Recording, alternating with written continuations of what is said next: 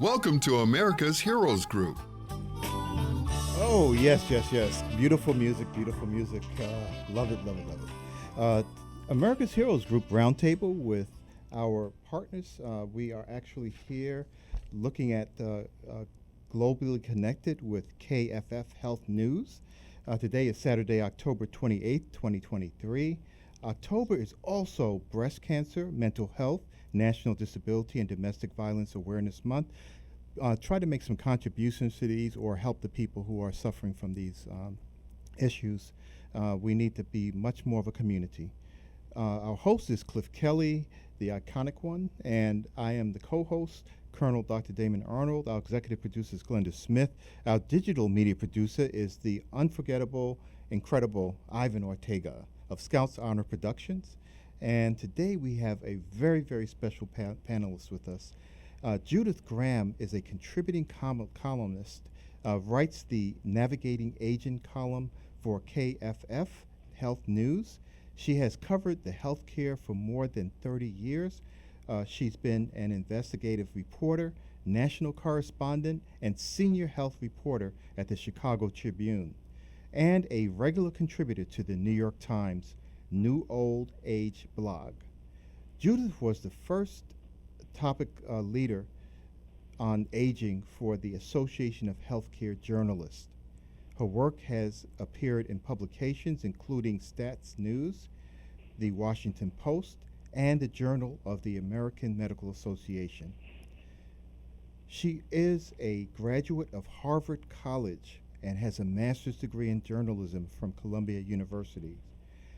She wrote something that I looked at, and she should win a Pulitzer Prize for it. It's a fantastic article, and I encourage you to read her writings. But she is talking about the navigating aging.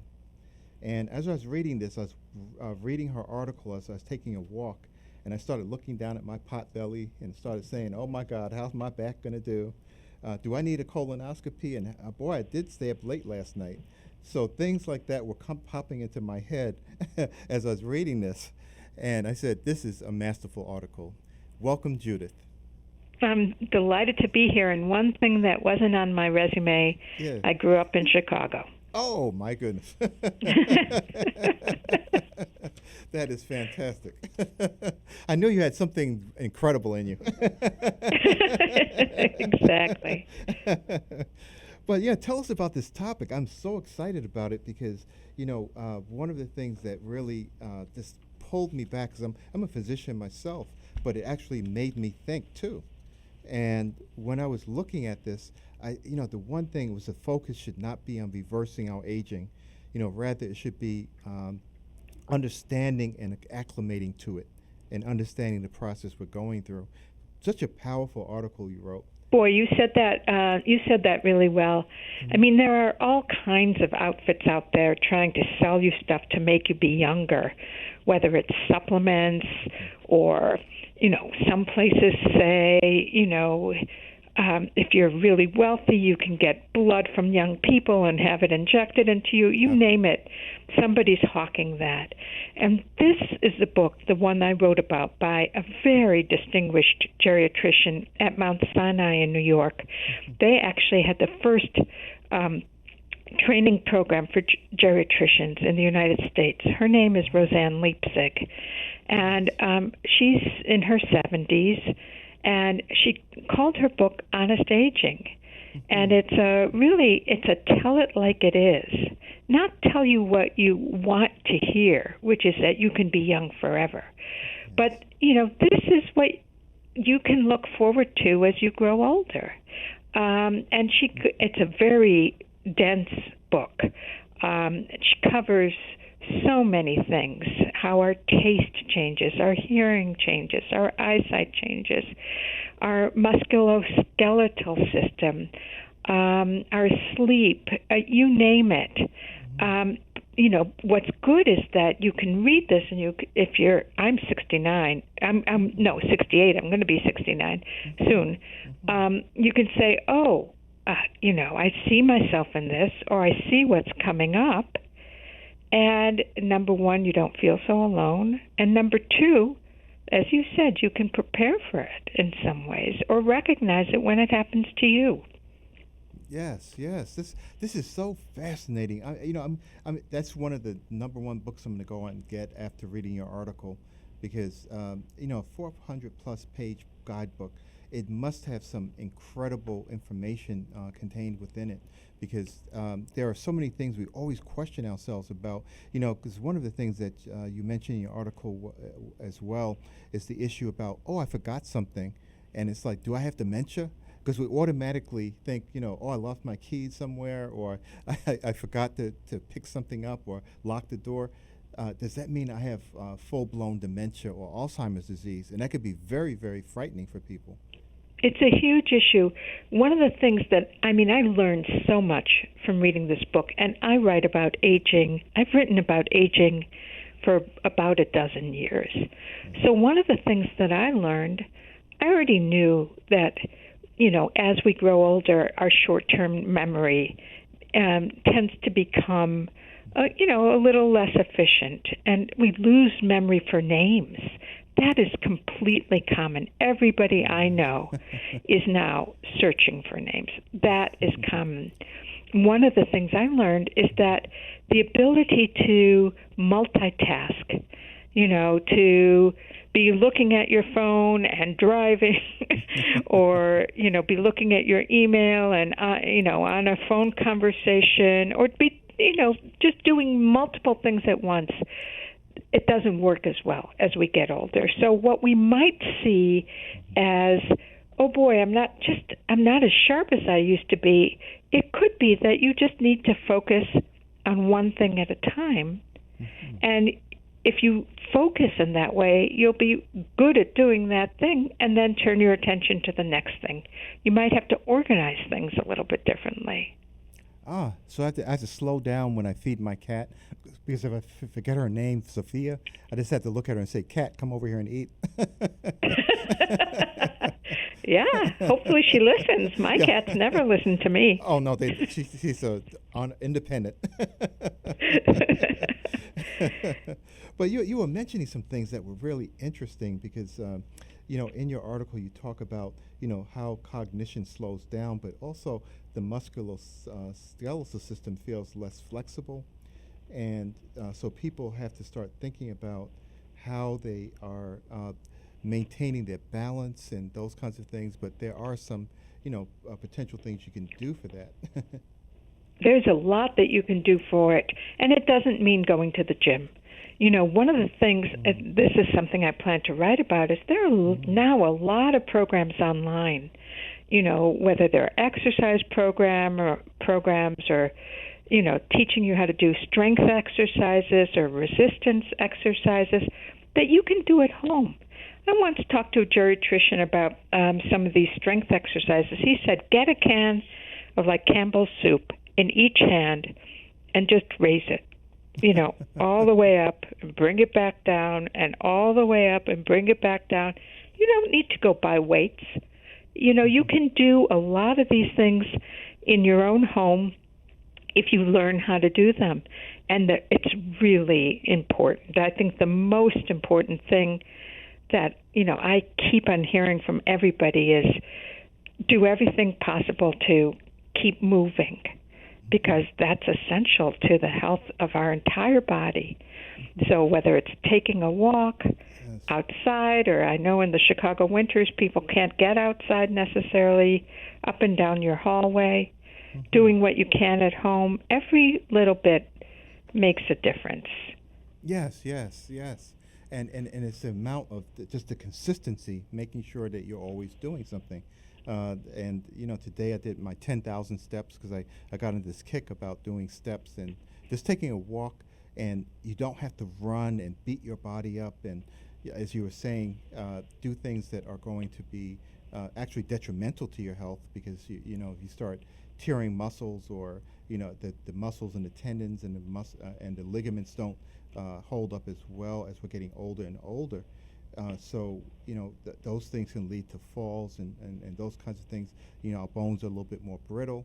So just making sure that you're just consistently doing something is so important. Yeah, build it into your schedule and start slow and add things slowly onto your schedule. One of the things that I, have thought was so interesting is that older adults, and we're talking, people after the age of 65, but of course it changes as you move through the different, periods of older age. They don't realize when they're thirsty. Their ability to sense thirst diminishes. So a lot of people get dehydrated without knowing it. So, one of the things, in addition to like building some, just moving around into your schedule, every hour you get up and you walk around for 5 minutes, even, that can make a difference. Drink a cup of water, every hour and a half. And, even when you don't feel like you really need it, you might need it. Yes, yeah, because those motivations, those basic instincts we have for thirst and even taste diminishes some as well, as you were mentioning in your article, that your food can actually change in its type of appeal to you because your taste buds aren't as active, aren't perceiving the full flavor and aroma of something that's you're putting in your mouth. Right, so people might stop eating because it's just not as pleasurable, to which you can say, add more spices to your food. You're making fried chicken, add some, garlic salt. Oh, yes, yeah. You're right? making me hungry already. Yeah, you might need to add more of that kind of stuff so that the food still tastes good. Yeah, that's right, absolutely. And there was something else you were talking about the sleep cycle, how it becomes fragmented as well. And that is something that I've noticed myself. Like, I'm 66 now, but I've noticed that if I wake up at 2 o'clock in the morning or 3 o'clock in the morning, it's a little bit more difficult to go back to sleep. And it makes me, and I still get about between 7 and 8 hours a day. I try to. But that is an issue. Oh, it's a big issue, and I, for the first time, am like you. I'm experiencing sleep issues I never had before, and one of the things, a very practical thing, is, well, first of all, keep your room dark. It helps if the room is on the chillier side, cooler side, as opposed to warm. Dr. Leipzig told me that the falling of the temperatures at night is part of a signal that to our bodies that it's time to go to sleep. Oh, so very interesting. Yeah. Don't keep the temperature up way high. Keep the lights off, and do not use those digital devices in bed. Yes. Yeah, you hear the beeping all night with the emails Oh, coming yeah. in, and too much, Right. too much. Yeah. And don't eat a big meal, because some of our digestion, a lot of our basic systems operate less efficiently and more slowly. So you don't want to go to bed bloated. So eat a little bit on the earlier side, so that your digestive system has a chance to process that before you go to bed. Yeah, because that can actually also increase your risk for reflux and aspiration even into the lungs of food content if you're not. Exactly. Yeah. So there are a lot of really sensible, practical things that you can do. The problem is, how do you find out what they are, right? I mean, hopefully you have a grandmother who's wise who tells you, but this, it's interesting because Dr. Leipzig told me when she wrote this book, I'm of the generation that when we became pregnant, we read a book called What to Expect When You're Expecting, about pregnancy, that walked you through the 9 months. I think I've heard and that gave book. you information. That's what she set out to do with this book. Of course, it's not 9 months. It can be, older age can be 10, 20, 30 years. That's a long period of time. And it doesn't, there's no one way of going through it. it was a bit of a hard sell for her to find a place to publish the book because it's more complicated than pregnancy. But there's so much good practical advice as well as information that she writes about. Yeah, it's really interesting. Also, you were mentioning things about the eyesight, how that changes, as well as hearing. But, we need much more light to read when we're older.